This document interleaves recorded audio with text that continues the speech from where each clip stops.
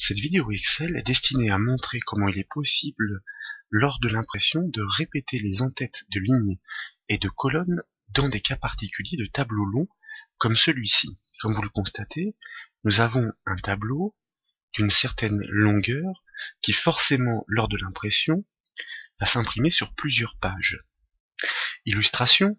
nous revenons en haut du tableau. Si nous commandons l'aperçu avant impression par le raccourci clavier CTRL P pour print par exemple, vous remarquez que l'aperçu donne le rendu fidèle tel qu'il sera imprimé. En ce qui concerne la première page, c'est parfait puisque nous avons bien, en l'occurrence ici, les lignes de titre qui permettent de décrire chacune des colonnes du tableau. En revanche, dès lors que vous naviguez au travers des feuilles, vous remarquez que sur les pages suivantes, vous perdez ces en-têtes de colonnes, si bien qu'il manque un descriptif à chacune des colonnes pour savoir à quoi se réfère le contenu. Nous allons voir qu'Excel propose une fonctionnalité qui permet de pallier ce problème afin de conserver la clarté et la lisibilité d'un tableau lors de l'impression. Il faut pour ce faire passer par le ruban Mise en page d'Excel,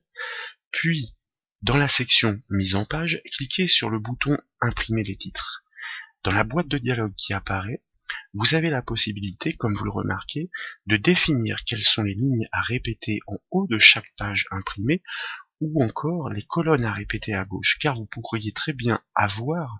un tableau qui soit très long mais en largeur, ce qui signifie que sur chacune des pages, vous perdriez cette fois-ci les en-têtes de lignes qui permettent de décrire le contenu de chacune des lignes du tableau. Dans notre cas, il s'agit d'un tableau en colonnes. Nous souhaitons répéter l'information des deux premières lignes sur chacune des pages imprimées, donc nous cliquons dans la zone lignes à répéter en haut, nous sélectionnons explicitement les lignes à répéter, Excel les enregistre. Lorsque nous cliquons sur OK, nous revenons sur notre tableau et lorsque nous commandons de nouveau notre aperçu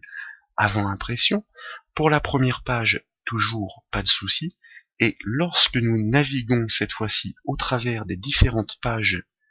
de notre classeur, de notre feuille Excel, vous remarquez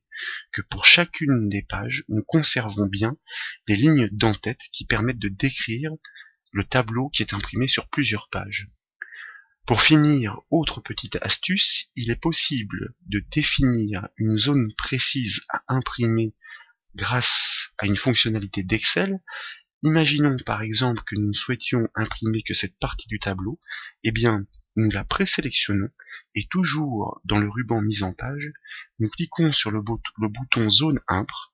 puis nous choisissons Définir pour indiquer à Excel que nous ne souhaitons imprimer que cette partie du tableau, si bien que lorsque nous commandons l'aperçu avant impression, effectivement, nous avons la possibilité de n'imprimer que ce que nous avons choisi grâce à la définition d'une zone d'impression par le biais de ce bouton. Voilà pour ces quelques astuces de mise en page dans Excel qui sont fort précieuses lorsque il s'agit notamment de répéter des informations sur chacune des pages. Je vous remercie.